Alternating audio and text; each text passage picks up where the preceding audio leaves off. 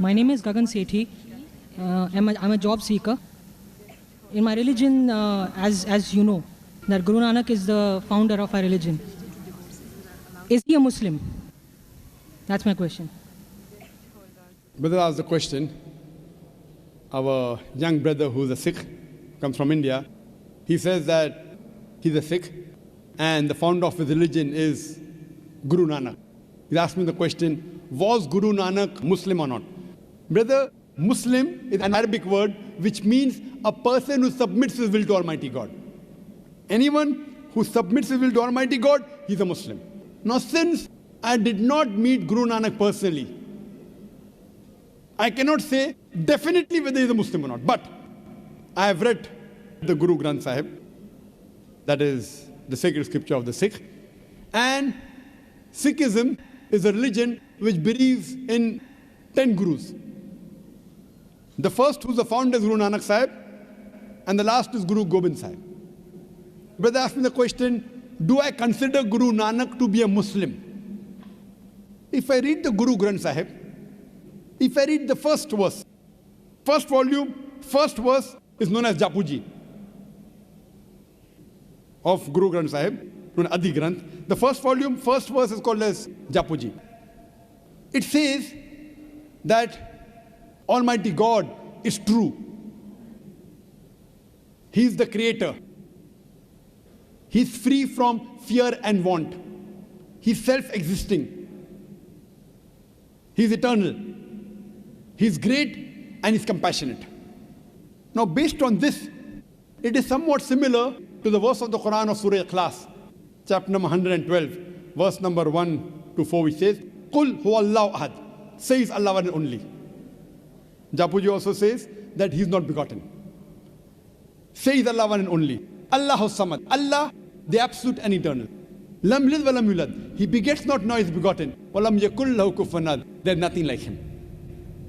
Again, if you read in Sikhism, Sikhism is a religion which is a monotheistic religion. And it calls Almighty God as Ek Omkara in the unmanifest form. And manifest form is called as Omkara. And there are various attributes given to Almighty God in the Guru Granth Sahib. In Sikhism, Almighty God is also called as Akal, eternal. He's called as Kartar, the creator. He's called as Sahib, Lord.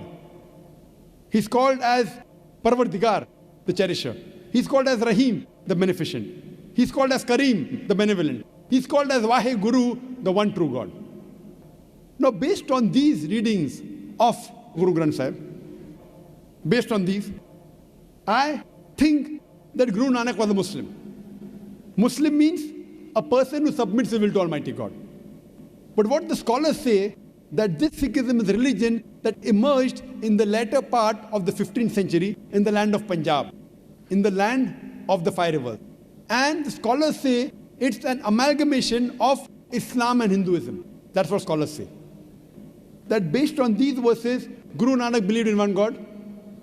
He believed that God was begotten. He had no images. He was all-powerful. I personally have not read about Guru Nanak, whether he believed in Prophet Muhammad, peace be upon him or not. I don't know personally. Personally, I haven't met him. But based on these teachings, it seems to be that he is a Muslim. Seems to be. Whether he was or not, I don't know. But unfortunately, as time passes, there is corruption in it. Like if you ask me, was Jesus Christ a Muslim? Undoubtedly. Jesus Christ, peace be upon him, was a Muslim. Why? Quran says that.